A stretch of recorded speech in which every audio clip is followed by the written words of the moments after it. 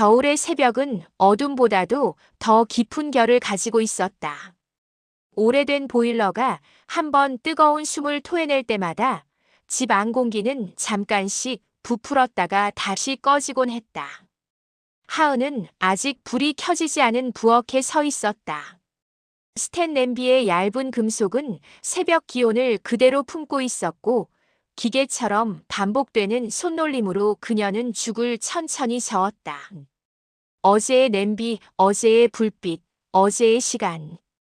그런데도 오늘이 조금 더 무겁게 느껴지는 건 아버지가 어젯밤 유난히 많이 뒤척였기 때문이었을까? 아니면 자신도 모르게 내일에 대한 두려움이 오늘로 흘러왔기 때문이었을까? 죽이 한번 보글거리며 올라왔다 꺼질 때 펜창에 잠깐 서려 있던 김이 천천히 사라졌다. 그 순간 방문 안쪽에서 아버지의 기침이 울렸다. 습관처럼 반응하는 몸. 하은은 숟가락을 내려놓고 손등에 묻은 물기를 거칠게 훔쳤다. 문을 열자마자 옅은 약 냄새와 오래된 이불의 먼지 냄새가 뒤섞여 밀려나왔다. 아버지는 천천히 고개를 들었다. 흐릿하게 젖은 시선이 딸에게 닿자 그는 오래된 습관처럼 말을 꺼냈다. 정수가. 그 이름이 그 목소리의 떨림과 함께 공기 중에 맺혔다. 하은은 아주 잠깐 눈을 감았다. 그 짧은 순간이 그녀가 오늘 하루를 견디기 위해 필요한 호흡이었다. 눈을 뜨고 부드러운 표정을 흉내내며 말했다. 아버지, 난 하은이야. 입꼬리만 웃고 눈은 웃지 못했다. 숟가락을 쥔 손등에 솟아오른 핏줄이 미세하게 떨렸다. 그 떨림은 지치고 슬프고 그래도 버텨야 하는 사람만이 가진 떨림이었다. 죽을 떠서 아버지 입에 가져다 댄다. 한 숟가락, 둘, 셋. 아버지는 삼키는 것조차 버거운 사람처럼 입을 반쯤 닫고 멈췄다. 밭에 물을 대야지. 시간이 뒤틀린 기억 속에서만 존재하는 밭. 20해 전에 정리한 그 이후로 한 번도 돌아보지 않았던 땅. 그 땅에서 오늘도 아버지는 일하고 있었다. 하은은 조용히 고개를 끄덕였다. 오늘 비 온대요. 물은 하늘이 대줄 거예요. 그 말을 하면 아버지가 잠잠해지는 걸 그녀는 이미 알고 있었다. 마치 상처 위에 적당히 따뜻한 찜질을 올려주는 것처럼. 완전히 낫게 하지는 못하지만 잠깐은 덜 아프게 하는 말. 달그락. 부엌에서 전화가 진동하며 울렸다. 하은은 죽을 잠시 내려놓고 화면을 확인했다. 둘째 동생 성우. 짧은 메시지. 오늘은 못 가. 월말이라 정신없어.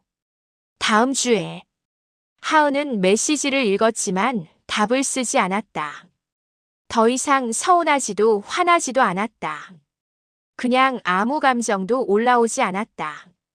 그게 더 슬픈 일이라는 것도 알면서. 아버지, 밥 다 드시고 약 드셔요.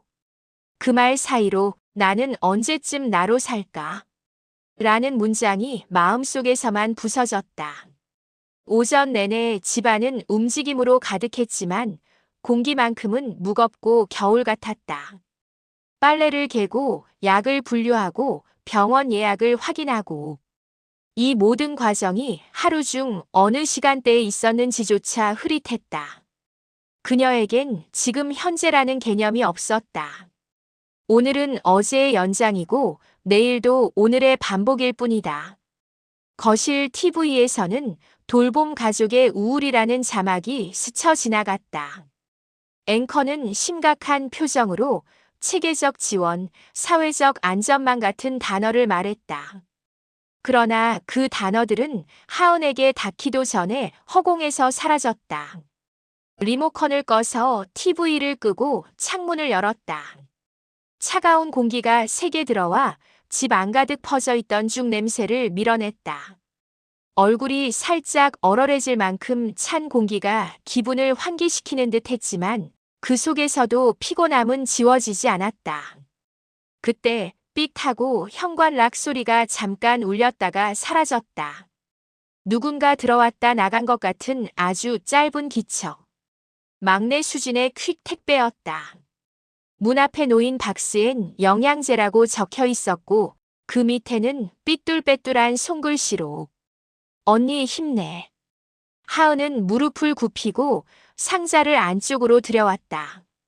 상자를 품에 안고 중얼거렸다. 힘낼게. 그 말은 땅에 닿기도 전에 허공에서 깨졌다. 해질 무렵 성우가 잠깐 들렀다.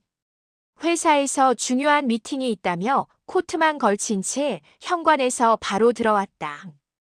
휴대폰을 귀에 낀 채 말하느라 그의 숨은 늘 급했다. 아버지, 저 성우예요. 아버지는 잠깐 그를 바라보았다. 얼굴에 어색한 미소를 지으려 했지만 대신 오래전 기억을 담은 말이 튀어나왔다.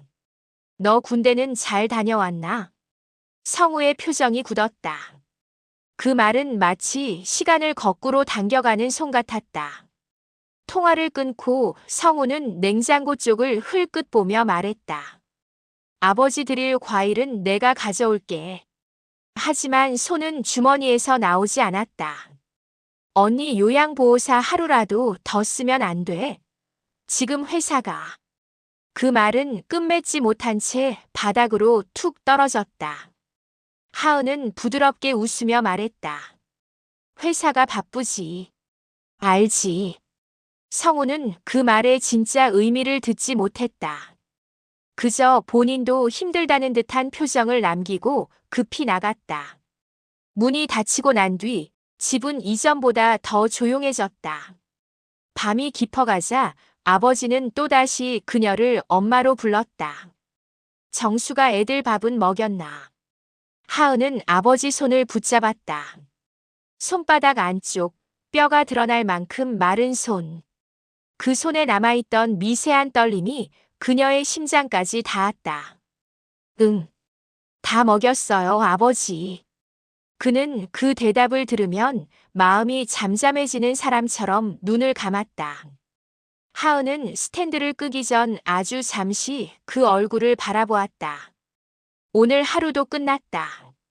그런데 내일은 오늘과 달라질 게 없다는 걸 그녀는 잘 알고 있었다. 그래도 알람을 맞췄다. 새벽 5시 40분. 그건 누군가를 위한 알람이 아니라 자신이 무너지지 않기 위한 마지막 끈이었다. 새벽 5시 40분. 알람이 울리기 직전 하은은 이미 눈을 떴다. 어제보다 더 피곤했고 그 전날보다 더 무거웠지만 몸은 어김없이 먼저 반응했다. 마치 오래된 기계처럼 설정된 시각이면 스스로 움직이도록 학습된 것처럼. 창문 틈 사이로 차가운 기운이 스며들었다. 아버지가 깨어있기 전 몇 분의 고요는 그녀가 하루 동안 받게 될 질문과 걱정, 반복되는 업무와 감정 소모를 견딜 수 있도록 해주는 마지막 숨 같은 시간이었다. 하지만 그마저도 오래가지 않았다. 방 안에서 들리는 작은 뒤척임. 이어지는 낮고 다급한 기침. 하은은 이불을 걷어내고 자리에서 일어났다. 아버지가 잠든 방 문을 조심스럽게 열면 새벽의 희미한 남빛이 그의 얼굴을 비추고 있었다. 눈을 감고 있지만 입술이 미세하게 떨렸다. 어떤 꿈을 꾸고 있는 걸까? 행복했던 기억일까? 아니면 여전히 그를 붙잡고 놓아주지 않는 지난날의 후회일까? 그녀는 조용히 다가가 이불 끝을 다시 덮어주었다. 이렇게 따뜻하게 덮어주어도 그의 표정에서는 추위가 가시지 않는 날들이 많았다. 부엌으로 내려가 죽을 새로 만들기 시작했다. 물의 양, 불 조절, 젓는 속도 모두 정확했다. 오래 반복한 일들은 몸이 스스로 기억한다. 하지만 정확함이 삶을 편하게 만드는 건 아니었다. 죽이 천천히 끓어오를 무렵 어제의 장면들이 머릿속에서 차례대로 떠올랐다. 성우의 굳은 표정, 바쁜 척 웃었던 막내, 그리고 그 둘 사이에 끼어 무엇도 말하지 못한 자신. 그녀는 가만히 생각했다. 나는 왜 이렇게 아무 말도 하지 못하는 걸까? 서운함도 억울함도 분노도 모두 있었지만 그 감정들을 꺼내기 시작하면 어디까지 터져 나올지 자신할 수 없었기 때문이다. 죽을 그릇에 덜어 방에 들어가니 아버지가 반쯤 깨어 있었다. 그는 천천히 고개를 들었다. 정수가 오늘은 일찍 일어났네. 하은은 익숙한 아픔이 가슴을 끌어내리는 듯한 느낌을 견디며 답했다. 응, 아버지. 일어나세요. 죽 드셔야죠. 아버지는 허공을 더듬다가 그녀의 손을 잡았다. 그 손은 온도가 낮았다.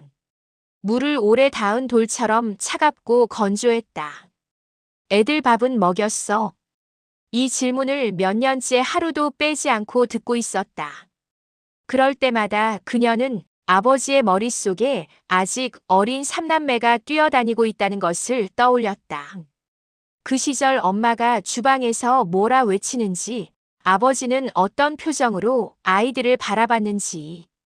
그 모든 기억은 그녀보다도 동생들보다도 아버지에게 더 생생한 시간이었다. 네. 다 먹였어요. 걱정 마세요. 그녀가 대답하면 아버지는 꼭 며칠 전부터 기다렸다는 듯 안도한 표정을 지었다. 그 표정은 그녀에게서 정숙을 보았기 때문일까? 아니면 그저 누군가 자신에게 맞춰주는 말이 필요했기 때문일까? 죽을 천천히 먹이는 동안 아버지는 중간중간 허공을 바라보았다. 창문 밖으로는 새벽이 밝아오고 희미한 햇빛이 눈처럼 차가운 공기 위에 내려앉았다. 그날 오후 성우에게서 전화가 왔다. 출근하자마자 걸었는지 그의 목소리는 조금 거칠었다. 언니, 어제 말 잘못한 거면 미안하다. 근데 나도 정말 요즘 힘들어서. 그 말의 첫 구절. 나도 힘들다. 그 문장은 언제부터인가 가족 안에서 가장 자주 나오지만 정작 아무도 위로받지 못하는 말이 돼 있었다. 알아. 하은은 짧게 대답했다. 말을 길게 이어가면 또 감정이 새어나올까 두려웠다. 이번 달 병원비는 내가 조금 더 낼게. 그리고 주말엔 내가 맡을게. 대신 평일은 좀. 성우의 말엔 죄책감과 계산, 책임감과 피로가 동시에 섞여 있었다. 어떤 말투로 해도 그 안의 무게는 줄지 않았다. 그래. 고맙다. 말은 짧았지만 평소보다 훨씬 깊은 숨을 들이쉬어야 나올 수 있는 대답이었다. 전화를 끊고 나니 집안이 너무 조용했다. 조용함은 사람을 안정시키기도 하지만 어떤 날에는 마음을 통째로 움켜쥐고 흔드는 힘을 갖기도 한다. 창밖에서 누군가의 발자국 소리가 들렸다. 수진이었다. 문을 열자마자 밝은 얼굴을 하고 들어왔다. 언니, 오늘은 내가 일찍 끝났어. 반찬도 사고 아버지 좋아하는 감도 샀어. 수진의 밝음은 늘 조금 어색한 광택을 띠고 있었다. 지쳐 있으면서도 미소를 유지하려 애쓰는 사람 특유의 표정. 언제부터 그런 표정을 짓기 시작했을까? 아버지는 지금 주무셔. 조용히 들어와. 수진은 고개를 끄덕이며 조심스럽게 걸음을 옮겼다. 조용한 집안에 그녀의 귀걸이가 살짝 흔들리는 소리만 났다. 언니. 갑자기 수진이 작게 불렀다. 하은은 고개를 돌렸다.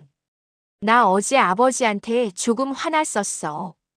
왜냐면 아버지가 나를 보자마자 하은이냐? 하고 묻더라고. 그 말에 하은은 잠깐 멈춰 섰다. 자신을 잘못 부르는 건 익숙했지만 동생들이 그런 순간을 맞는 건 또 다른 종류의 아픔이었다. 그래도 아버지는 하은이 말을 잇지 못하자 수진이 대신 말을 이어붙였다. 우리 아버지니까.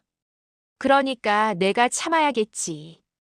그 말의 마지막 구절이 가슴에 그대로 박혔다. 참아야겠지라는 말. 그 말은 그동안 하은이 하루에도 수십 번 되뇌었던 말이었다. 그날 밤 아버지가 잠들고 동생들이 돌아간 뒤 하은은 식탁 앞에서 긴 숨을 들이쉰 채 혼자 앉아 있었다. 불은 꺼져 있었고 집 안에는 냉장고의 낮은 진동 소리만 들렸다. 그녀는 생각했다. 나는 언제부터 이렇게 내 삶을 남겨두고 살기 시작했을까? 언젠가 누군가를 간병하기 위해 태어난 사람처럼 살아왔지만 사실 그녀에게도 꿈이 있었다. 일이 있었고 친구가 있었고 자신의 이름으로 불리던 시간들이 있었다. 그러나 그 기억은 계속 먼 곳으로 밀려나고 있었다. 마치 바람이 부는 날 먼지 날리는 골목 끝으로 자꾸 밀려나는 낡은 신문지처럼. 하지만 그녀는 여전히 내일 새벽 알람을 맞췄다. 그게 그녀가 삶을 이어가는 방식이었고, 그게 이 집이 무너지지 않게 붙드는 끈이었다. 다음 날 아침 햇빛은 유난히 희미했다. 구름이 낮게 깔린 날은 겨울 냄새가 더 깊어지는 법이다. 하은은 부엌 창문을 닫다가 손끝에 차가운 유리감이 오래 남는 걸 느꼈다.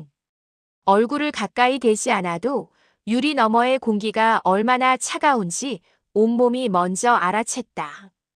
그녀는 잠깐 멈춰 섰다. 부엌 한가운데 마치 잊고 있던 그림자를 발견한 사람처럼 자신이 이렇게까지 지쳤다는 걸 실감하는 순간이었다. 이 집은 조금만 조용해지면 사람의 마음 가장 깊은 곳에 묻어두었던 생각을 끌어올리는 특성이 있었다. 뒤에서 아버지가 기침을 했다.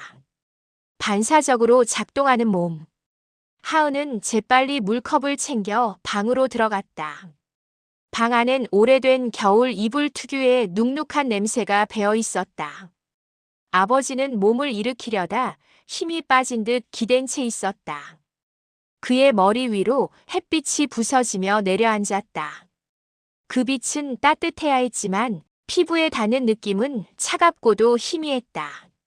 아버지, 물 드세요. 아버지는 조금 떨리는 손으로 물컵을 받았다. 물 몇 모금이 목을 타고 내려가는데도 시간이 오래 걸렸다. 삼키는 행동 하나가 이렇게 힘겨워 보일 줄은 예전엔 생각조차 하지 못했다. 그녀가 이불을 펴주자 아버지가 갑자기 말했다. 정수가 어제 그 밭에 갔었나? 그 질문은 하은의 가슴을 저며 내려갔다. 그녀는 잠시 숨을 골랐다. 안 갔어요, 아버지. 추워요. 비 온다 했잖아요. 그래, 정수기는 날씨를 잘 아니까. 그 말이 그녀를 찌른 건 아버지가 엄마를 부른 게 아니라 엄마를 믿는 마음까지 그대로 꺼내놓았기 때문이었다. 엄마는 늘 날씨를 먼저 챙기던 사람이었다.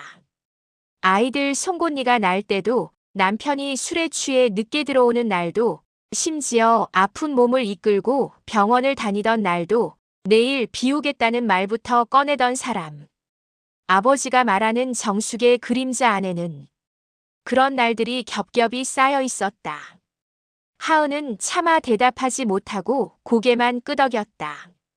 그 순간 그녀의 존재는 또다시 딸이 아니라 아내의 부재를 메우는 사람으로 변했다. 잠시 후 식탁에서 휴대폰이 울렸다. 진동이 가벼운 접시를 떨게 할 만큼 강했다. 하은은 서둘러 나가 확인했다. 성우였다. 언니, 오늘 병원 진단서 갱신해야 하는 날이지. 내가 퇴근하고 갈게. 근데 7시는 넘을 듯. 하은은 메시지를 오래 보았다.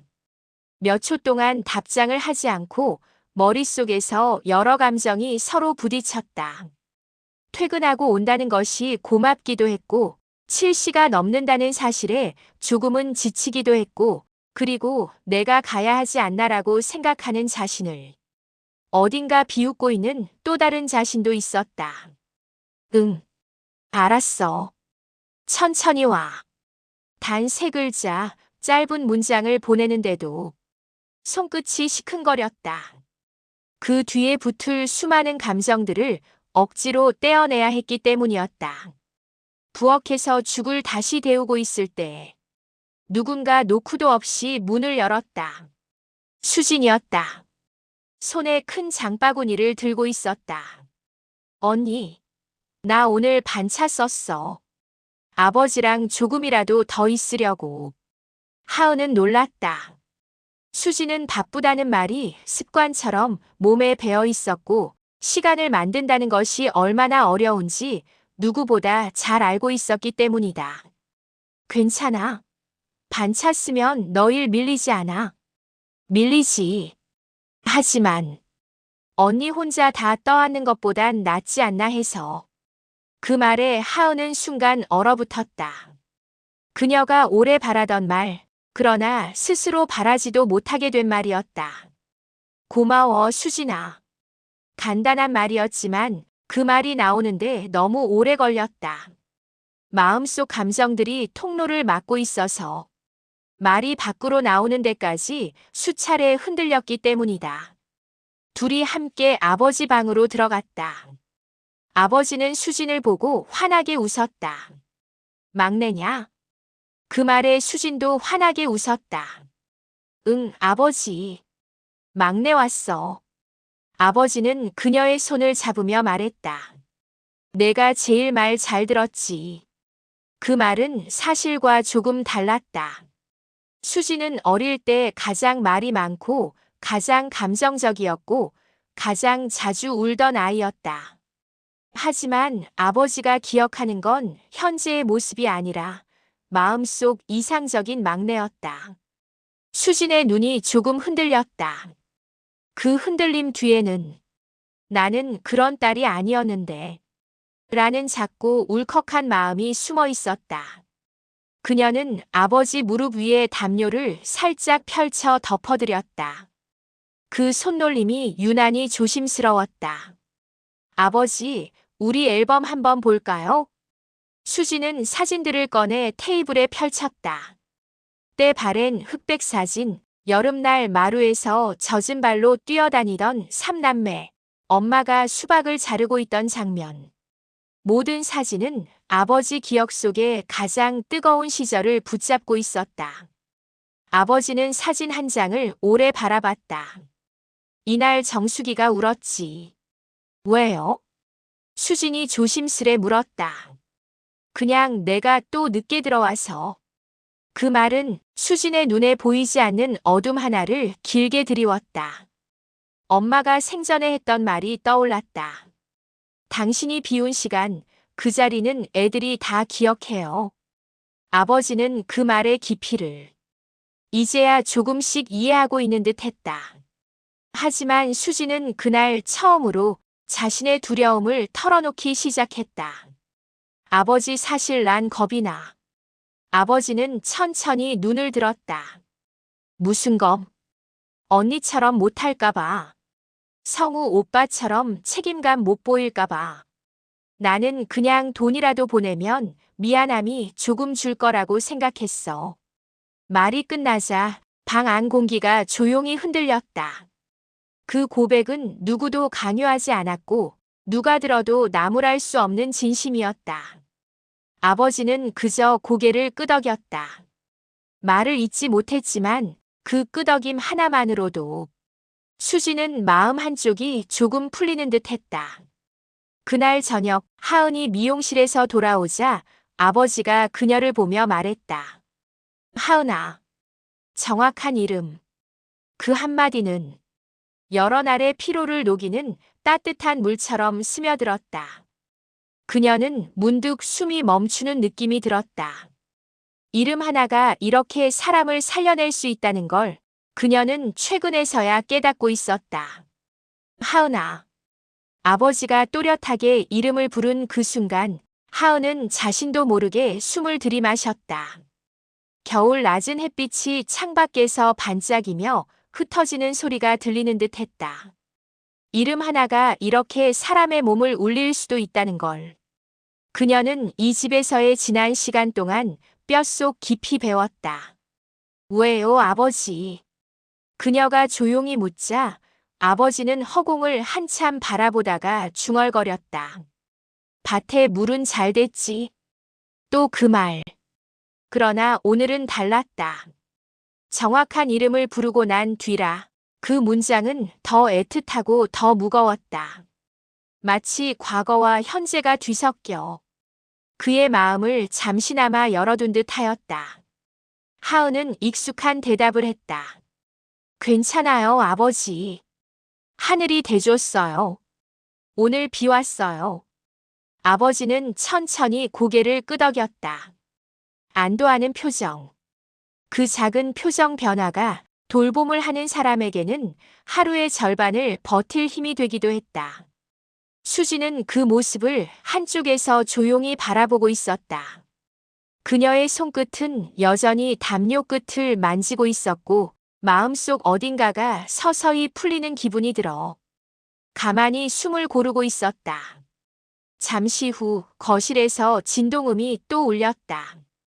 이번엔 성우였다. 언니, 나 지금 회사에서 병원비 정산하는 중인데 이번 달에 약값이 좀 더 늘었네. 아버지 요즘 통증 얘기하셔? 하은은 고개를 저으며 답했다. 아니, 그냥 원래 그렇잖아. 성우는 한숨을 쉬었다. 그 한숨엔 많은 말이 담겨 있었다. 언니, 우리 나중에 얘기 좀 하자. 그냥 전체적으로 어떻게 할지. 전체적으로. 그 말은 언제 들어도 무거웠다. 전체라는 건 삶 전체, 돈 전체, 시간 전체, 가족 전체의 마음까지 다 포함된다는 뜻이니까. 알겠어. 하은은 답했다. 짧았지만 그 말 뒤에 길게 늘어진 침묵까지 책임지는 목소리였다. 통화를 끊고 나니 거실 창밖은 이미 해가 기울고 있었다. 겨울의 석양은 빠르고 짧고 선명했다. 그 주황빛이 집안에 걸친 인물들의 표정과 감정을 투명하게 드러내고 있었다. 수진이 다가와 말했다. 언니, 성우 오빠도 힘든가 봐. 그 말에 하은은 잠시 말이 막혔다. 동생의 목소리에는 원망도 비난도 없었다. 그저 누구도 완전하지 않다는 사실을 인정하는 목소리였다. 알아. 하은은 조용히 말했다. 근데 나도 힘들어. 그 말은 어떤 말보다도 오래 묻어두었던 말이었다. 정말 하고 싶었지만 누구에게도 꺼내놓을 수 없었던 말. 수지는 그 말을 듣고 아무 말 없이 언니를 바라보기만 했다. 그러다 천천히 손을 뻗어 언니의 어깨에 닿았다. 아주 가볍게. 그러나 그 가벼움이 주는 울림은 무게로 따질 수 없었다. 그 순간 방 안의 공기는 조금 따뜻해졌다. 밤이 되자 아버지는 잠에서 깨어 거실로 나왔다. 벽난로는 없었지만 부엌에서 데운 물의 열기가 살짝 공기를 눌러주고 있었다. 어애들 다 왔냐? 아버지의 목소리는 혼란스러웠다. 오늘이 무슨 요일인지, 지금이 몇 시인지, 눈앞에 있는 이들이 몇 살인지조차 기억 속에서 서로 섞여 있었다. 네, 아버지. 우리 있어요. 하은이 다가가 팔을 잡아 부축했다. 그때 성우가 문을 열고 들어왔다. 코트에 묻은 밤 공기의 냄새가 안으로 퍼졌다. 그는 서둘러 신발을 벗고 말했다. 아버지, 저 왔어요. 아버지는 천천히 그를 바라보다가 말했다. 너 학교는 잘 다니냐? 순간 성우의 얼굴이 일순 멈춘 것처럼 굳었다. 그가 멈춘 건 그 질문이 잘못되었기 때문이 아니라 그 시절의 자신을 떠올리게 했기 때문이었다. 고등학교 시절 아버지가 집을 자주 비우던 그 무렵 성우가 집안의 무게를 미숙하게라도 들기 시작해야 했던 시절. 그때의 그의 얼굴이 지금 아버지의 질문 하나로 다시 떠올랐다. 예, 아버지. 잘 다녔죠. 짧은 대답이었지만 그 안에 담긴 감정은 조금도 짧지 않았다. 장면을 보고 있던 수진이 조금 더 밝은 목소리로 말을 꺼냈다. 아버지, 우리 다 같이 식사할까요? 제가 반찬 사왔어요. 아버지는 고개를 끄덕였고 세 사람은 분주하게 식탁을 준비했다. 그런데 식탁에 앉은 아버지가 갑자기 조용히 말했다. 정수기가 오늘은 안 울겠지.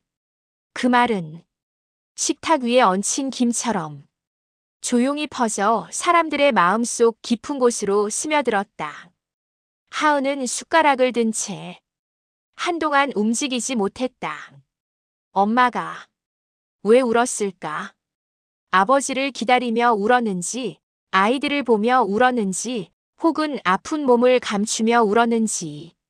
그 답은 이제 어떤 기억에서도 선명하게 찾을 수 없었다. 아버지는 지금에서야 엄마의 눈물 속 의미를 짐작하고 있는 걸까? 그 생각을 하자 가슴이 저릿하게 조여왔다. 식사는 조용히 끝났고 성우는 아버지를 부축해 방에 모셨다. 수지는 싱크대 정리를 도왔고 하은은 벽 쪽에 붙은 이번 주 돌봄표를 바라보았다. 3일째 빈칸이 있었다. 그 빈칸은 누구의 잘못이 아니라 누구의 희생이 더 필요하다는 뜻이었다. 그녀는 그 칸을 마주한 채 한참을 서 있었다. 식탁 위의 조명이 그녀의 그림자를 길게 느렸다. 그 그림자는 마치 그녀의 삶처럼 지치고 조금 구부정하고 어디엔가 묶여있는 듯한 형태였다. 문득 아버지 방에서 얕은 숨소리가 들려왔다. 그 숨소리는 매일 같았지만 어떤 날엔 더 가늘고 어떤 날엔 더 진해서 그녀의 마음을 쥐었다 놓았다 하곤 했다. 그녀는 오늘도 무사히 지나가길 바라며 손가락으로 벽을 톡톡 두드렸다. 그 작은 움직임조차 마음의 무게를 견디기 위한 방식이었다. 성우는 부엌을 정리하던 수진에게 말했다. 수진아, 너 이번 주 일정 괜찮아? 평일 저녁 중 하루라도 오면. 그는 말끝을 조심스레 흐렸다. 요즘 들어 동생들의 눈치를 더 보기 시작했다. 예전엔 한 번도 생각하지 않던 내가 너무 미루는 건 아닐까라는 감정이 하루에도 몇 번씩 그를 흔들었다. 수지는 잠시 멈춰 서서 컵을 씻던 손을 털어냈다. 말없이 식탁을 바라보다가 천천히 입을 열었다. 오빠, 나도 노력해볼게. 근데 나도 솔직히 아직 자신 없어. 그 말은 도망치기 위한 핑계가 아니었다. 진짜였고 두려움에서 나온 고백이었다. 성우가 속눈썹을 살짝 내리며 말했다. 알아. 나도 그래. 두 사람의 시선이 부딪히지 않았지만 방 안 공기는 전보다 훨씬 묵직해졌다. 서로의 약한 부분을 너무 잘 알고 있어서 쉽게 비난할 수도 쉽게 기대할 수도 없는 관계. 하은은 멀찍이 서 그 대화를 듣고 있었다. 언니라는 역할은 항상 가까이서 도와야 하지만 너무 가까이 서 있으면 누구보다 먼저 상처받는 자리였다. 그녀는 깊게 숨을 들이마셨다. 숨을 들이마신다는 건 그녀에게 무너지지 않기 위한 작은 기도 같은 행위였다. 이번 주 빈칸은 내가 채울게. 하은이 말했다. 성우와 수진이 동시에 그녀를 보았다. 언니가 또, 언니 그건 아니지. 둘은 거의 동시에 말했다. 목소리의 결은 달랐지만 두 사람 모두 언니를 바라보는 마음에는 같은 걱정이 담겨 있었다. 그러나 하은은 고개를 저었다. 아직 괜찮아. 할 수 있어. 그리고 이번 주는 그냥 나한테 맡겨줘. 수진이 입술을 깨물었다. 언니는 늘 그런 식으로 말하잖아. 근데 언니 얼굴 보면 나도 마음이 너무 불편해. 성우도 덧붙였다. 그래. 언니가 제일 많이 하고 있는데 우린 뭐 하는 사람들처럼 보이잖아. 하은은 둘의 시선을 천천히 바라보다가 작은 미소를 지었다. 그냥 지금은 내가 움직이는 게 가장 자연스러울 때인 것 같아서 그래. 억지로 맡기는 것도 서로 힘들어지잖아. 그녀의 말에는 서러움이 없었다. 포기가 아니라 익숙함에서 나온 담담함이었다. 그렇기에 동생들은 더 아팠다.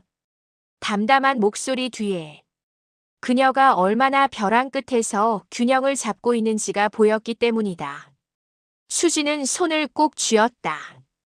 언니의 등에 숨어있는 무게가 얼마나 큰지를 이제야 조금 알 것 같았다. 그때 아버지가 방 안에서 낮게 부르다시피 말했다. 하은아. 그 목소리는 시간에 깎인 돌처럼 부서질 듯한 울림을 가지고 있었다. 하은은 재빨리 방으로 달려갔다. 아버지는 상체를 일으키려다 균형을 잃고 기우뚱거리던 참이었다. 아버지, 천천히 하세요. 그녀는 서둘러 아버지를 부축했다. 아버지가 손등으로 눈을 비비며 중얼거렸다. 너 오늘은 안 아프냐? 그 말에 하은은 잠시 호흡을 잃은 듯 멈춰섰다. 너가 아닌 정수가도 아니고 하은아도 아니고 그저 너. 그 단어 안에는 어떤 관계도 강요되지 않은 순수한 걱정이 담겨 있었다.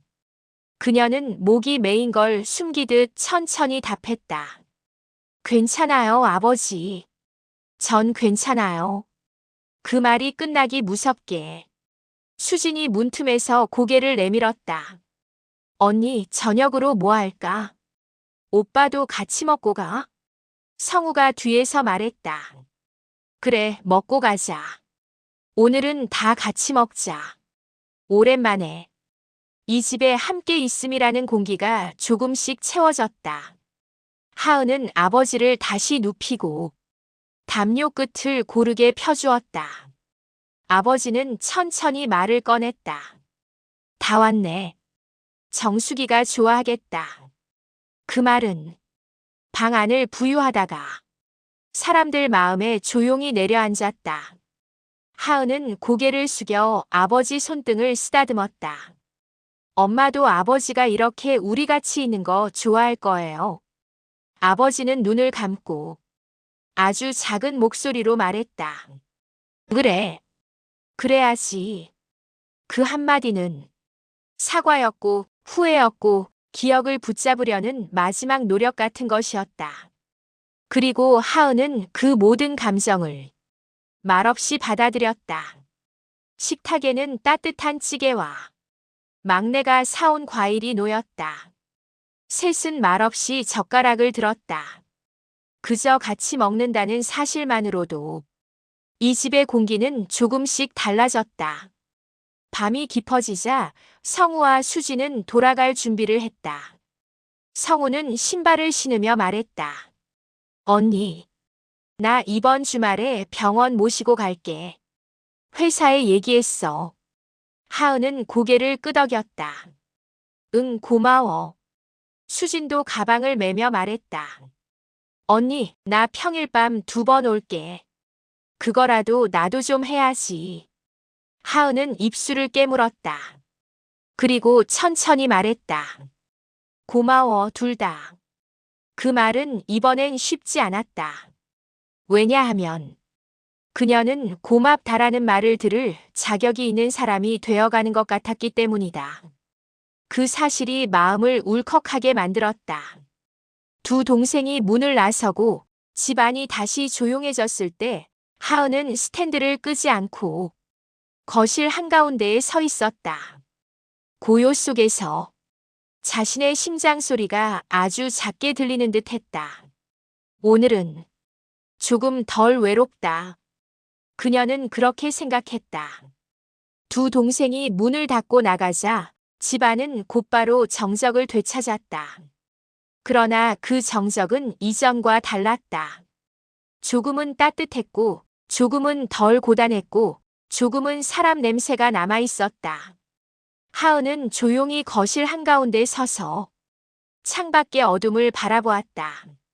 가로등 불빛이 벽을 타고 들어와 커튼 아래를 금빛으로 물들였다. 그 빛의 흔들림을 보고 있자니 하루 종일 가슴 속에서 흔들리던 감정들이 조금은 안정되는 느낌이 들었다. 그녀는 깊게 숨을 들이마셨다. 하루를 끝낼 때마다 찾게 되는 호흡. 오늘은 특히 그 숨이 길었다. 왜냐하면 오랜 시간 어깨 위에 얹혀있던 무게 일부가 누군가의 손에 조금 나눠진 것처럼 느껴졌기 때문이다. 그런데 그 순간 아버지 방에서 작은 움직임이 들렸다. 어린아이가 잠결에 뒤척이는 듯한 소리. 하은은 다시 발걸음을 옮겼다. 문을 열자 아버지는 눈을 반쯤 감은 상태로 허공을 가만히 바라보고 있었다. 아버지, 깨셨어요? 아버지는 눈을 깜빡여 초점을 맞추려 했다. 그리고 아주 천천히 그녀를 바라보았다. 하은아. 그 한마디는 그녀의 가슴을 또다시 쓸어내렸다. 정확한 이름을 부르는 사람은 세상에 몇 없지만 기억이 사라져가는 사람에게서 들었을 때 그 의미는 몇 배로 깊어졌다. 네, 아버지. 저예요. 아버지는 한참 동안 미동 없이 그녀를 바라보다가 입술을 아주 작게 움직였다. 고맙다. 갑작스러운 말이었다. 아버지가 먼저 고맙다는 말을 한 적이 언제였던가. 아마도 그녀가 아이였을 때조차 그런 표현을 듣기 어려웠다. 하은은 순간 몸에서 힘이 빠져나가는 듯한 느낌을 받았다. 눈가가 따끔거렸다. 무슨 말이에요? 아버지, 저는 한 게 없어요. 아니야. 너 많이 했어. 내가 말은 잘 못해도. 아버지는 말을 이어가려 했지만 금세 숨소리만 남았다. 그러나 그 숨소리조차 말하지 못한 마음을 대신 전하는 것 같았다. 하은은 손등으로 눈가를 눌렀다. 울음을 삼키는 행동은 그녀에게 너무 익숙했다. 아버지, 쉬어요. 이제 그만 생각하시고요. 그녀가 담요를 고쳐 덮어주자 아버지는 눈을 감았다. 그러나 그의 손끝은 마치 누군가의 손을 찾으려는 듯 조금씩 움직이고 있었다. 그 손이 공중에서 떨릴 때 하은은 자신의 손을 포개어 올렸다. 아버지는 손을 감싸 주며 말했다. 정수가도 내 손 이렇게 잡았지. 그 말은 하은의 심장을 깊게 찔렀다. 어머니, 이 집에서 가장 따뜻했던 사람, 아버지가 가장 미안해했던 사람, 아이 셋을 가장 많이 품었던 사람, 그 기억이 아버지의 입에서 나오자 그녀는 더 이상 말을 잇지 못했다. 엄마도 이렇게 아버지 손을 잡아줬을까? 엄마도 오늘의 나처럼 아팠을까? 혹시 그때도 혼자였을까? 여러 감정이 한꺼번에 솟구쳤지만 아버지의 손을 부드럽게 감싸는 힘만은 흔들림이 없었다. 잠시 후 아버지의 숨결이 고르게 변했다. 그가 다시 잠든 것을 확인한 뒤 하은은 아주 조심스럽게 손을 빼냈다. 그녀는 방에서 나와 문을 닫으며 오늘 들었던 말 중 가장 잔잔하게 남는 문장을 떠올렸다. 고맙다. 사람이 늙어가면서 사라지는 것은 기억일지 몰라도 가장 깊은 감정만큼은 끝까지 흔적을 남기고 있다는 것을 그녀는 이 순간 깨달았다.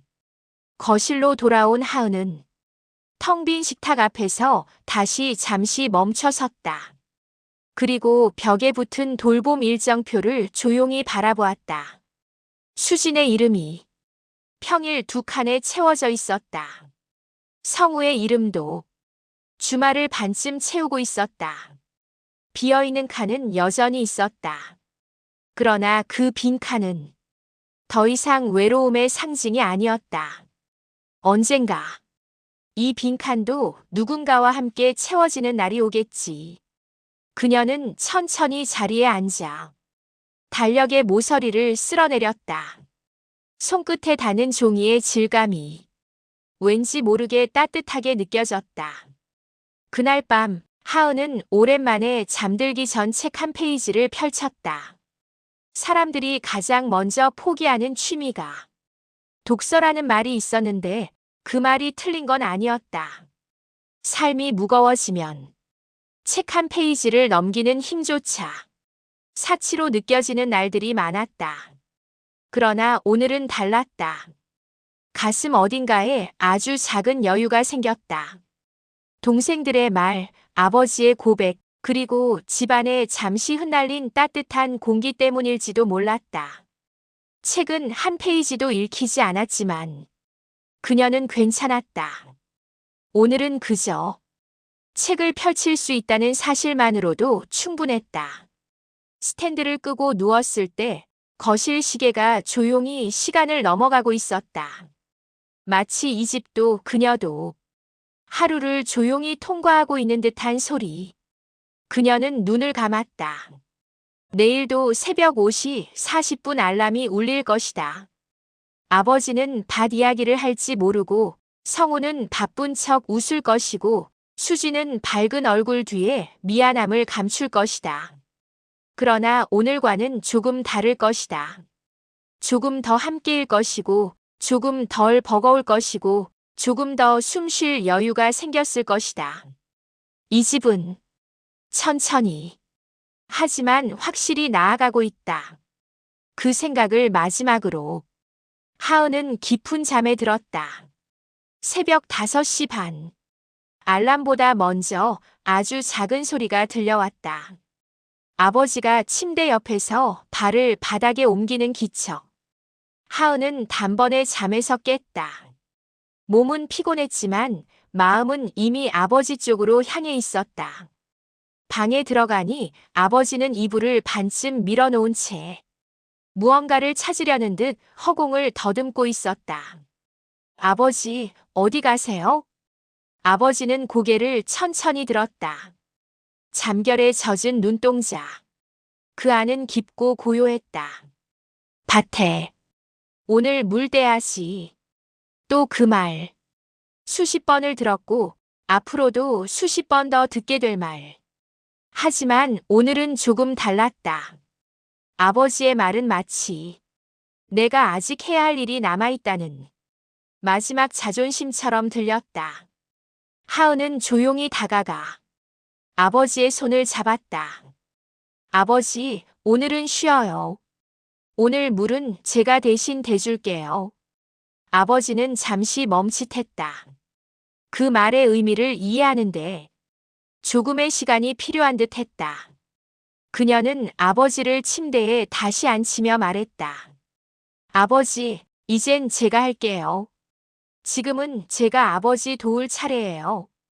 그 말은 단순한 돌봄의 말이 아니라 그동안 아버지가 표현하지 못했던 미안함을 대신 닦아주는 말이기도 했다. 아버지는 천천히 고개를 끄덕였다. 그리고 아주 작게 말했다. 그래. 내가 많이 컸네. 그 말은 그녀의 마음 깊은 곳을 들썩이게 했다. 자식이기 때문에 또 어른으로 자라난 사람이기 때문에 들어야 했던 말. 하은은 눈가를 만지며 웃었다. 아버지, 전 오래전부터 컸어요. 아버지는 그 말을 듣고도 한참 동안 그녀를 바라보았다.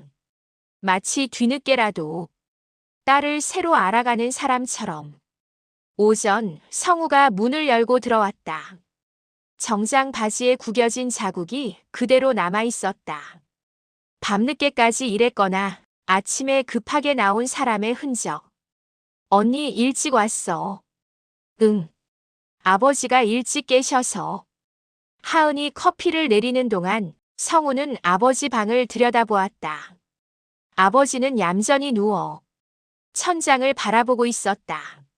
성우는 말없이 방 안으로 들어가 침대 옆 의자에 앉았다. 아버지, 저예요. 성우. 아버지는 고개를 돌려 그를 보았다. 눈동자가 조금 흔들렸다. 성우. 너. 내가 그때 울었지. 뜻밖의 말이었다. 성우는 얼굴이 굳었다. 저요? 아버지는 천천히 고갯짓을 했다. 내가 어릴 때 말 안 하고 집 나갔던 날 울었잖아. 나 그거 알아. 성우는 갑자기 입술이 말라붙는 것 같았다. 그 기억은 너무 오래전 일이었고 아버지는 그 일을 기억하지 못한다고 그동안 모두가 확신하고 있었다. 그러나 아버지는 그날의 작은 조각을 여전히 붙들고 있었던 것이다. 기억하세요? 그래. 그날 너 울고 있었어. 그걸 보고 정수기가 많이 나한테 화냈지. 그 말에 하은이 순간 손을 멈췄다. 손끝을 타고 커피 냄새가 퍼졌지만 그 향은 갑자기 무겁게 느껴졌다. 성우는 천천히 숨을 들이마셨다. 머릿속 깊숙한 오래된 상처 하나가 갑자기 꺼내지는 듯한 느낌. 아버지, 전 그거 잊은 줄 알았어요. 아버지의 눈가가 미세하게 떨렸다. 나는 미안하다고 언제 말해야 하는지 몰랐어. 방 안 공기가 고여 있다가 서서히 흐르기 시작했다. 누구도 울지 않았지만 누구의 목도 맑지 않았다. 하은은 문틈에서 그 장면을 지켜보았다. 그리고 깨달았다. 아버지는 잊은 게 아니었다. 그저 기억 속에서 꺼내는 방법을 몰랐던 것뿐이다. 정오가 조금 넘었을 때 수진이 들어왔다. 손엔 작은 꽃 화분이 들려 있었다. 하얀 제스민 엄마가 생전에 좋아하던 꽃. 언니, 이거 아버지 방에 두면 좋을 것 같아서. 하은은 놀라며 봤다. 수진이 이런 걸 사온 건 처음이었다. 엄마 생각나서 오늘따라 좀 보고 싶더라고. 그 말에 방 안 공기가 조금 흔들렸다. 세 사람은 동시에 엄마의 얼굴을 각각 떠올렸을 것이다. 세 남매는 아버지 침대 앞에 조용히 모여 앉았다. 아버지는 잠결에 깨어 그들을 돌아보았다. 왜 다 여기 있어? 성우가 웃으며 말했다. 아버지 보러 왔죠. 어디 가요? 수진도 말했다. 아버지, 오늘 꽃 사왔어요. 엄마 좋아했던 거. 하은은 담요 끝을 잡아 아버지 발목까지 곱게 덮어주었다. 아버지는 천천히 눈을 감았다. 그리고 아주 미세하게 입꼬리가 움직였다. 정수기가 좋아하겠네. 그 말에 세 남매는 동시에 고개를 끄덕였다. 누구도 울지 않았지만 누구도 울지 않은 것이 아니었다. 그 순간 이 집 가장 깊은 곳에 있던 감정이 드디어 조금씩 위로 떠오르고 있었다. 오후 사회복지사에게 전화가 왔다. 이번 달 방문 간호 일정과 지원 변경에 관한 이야기였다. 늘 하은이 혼자 맡아 하던 통화였다. 하지만 이번엔 성우가 먼저 휴대폰을 들었다. 제가 얘기할게요. 언니 좀 쉬게 하고. 하은이 놀라 손을 붙잡으려 했지만 성우는 미소를 지으며 말했다. 이제 나도 배워야지. 그 한마디가 하은의 어깨 위에서 천천히 무언가를 떼어냈다. 수진도 가방에서 수첩을 꺼냈다. 언니, 요양보호사 센터에서 이번 주에 가능한 시간 적어왔어. 내 일정이랑 겹치는 부분도 있고. 그래도 일단은 해보려고. 그녀는 쭈뼛거리며 말했지만 그 의지는 분명했다. 하은은 갑자기 숨이 깊게 들어가다 울컥하며 멈추는 느낌이 들었다. 그녀는 천천히 말했다. 고마워. 둘 다. 그 말은 어제와 다르게 더 깊고 정확하게 나왔다. 왜냐하면 그녀는 그 순간 정말로 고맙다는 감정을 느꼈기 때문이다. 해가 저물고 눈이 다시 흩날렸다. 골목길 가로등 위로 내려앉는 작은 눈발들이 조용히 집 안으로 반사되어 들어왔다. 새 남매는 아버지를 부축해 동네를 천천히 한 바퀴 돌았다. 오래된 슈퍼, 사진관, 문 닫은 약국, 그리고 골목 끝에 작은 철문. 아버지는 쇼윈도에 비친 자신의 모습을 바라보며 말했다. 나 많이 늙었네. 하은이 팔을 더 꽉 끼었다. 우리도 같이 늙고 있어요, 아버지. 성우가 아버지 목 뒤에 목도리를 올려주며 말했다. 아버지가 늙는 동안 우리도 같이 자랐죠. 수진이 앞에서 눈길을 쓸며 말했다. 같이 가요. 같이 가면 안 미끄러져요. 세 사람은 말없이 걸었다. 단 한 번도 같은 속도로 걸어본 적 없던 사람들이 비로소 똑같은 보폭으로 조용히 걸었다. 그날 밤 아버지를 침대에 눕힌 뒤 하은은 거실에서 조용히 벽의 일정표를 바라보았다. 이번 주, 다음 주, 그 다음 주, 빈칸은 여전히 있다. 하지만 그 빈칸을 바라보는 느낌은 완전히 달라졌다. 이제 이 빈칸은 나 혼자 채우는 공간이 아니다. 그녀는 펜을 들어 한 칸을 천천히 채웠다. 한 글자 한 글자. 그리고 속으로 말했다. 엄마, 우리 이제 조금은 잘하고 있는 것 같아요. 스탠드를 끄기 전에 하은은 아버지 방 문을 조용히 열었다. 아버지는 잠결에 말했다. 하은아. 그 목소리는 분명했다. 희미하지도 흐트러지지도 않았다. 응, 아버지. 고맙다. 그날의 마지막 말은 그녀가 이 집에서 들은 어떤 말보다 가볍고 선명했다. 눈발이 문 밖에서 조용히 흩날렸다. 내일도 새벽에 일어나 밥을 하고 약을 챙기고 계획표를 쓸 것이다. 그 삶은 크게 달라지지 않을 것이다. 그러나 이젠 혼자가 아니었다. 새 남매는 조금씩 아주 조금씩 함께 짊어지는 법을 배워가고 있었다. 그리고 그 작은 변화는 이 겨울을 건너는 가장 따뜻한 불빛이 되어 주었다.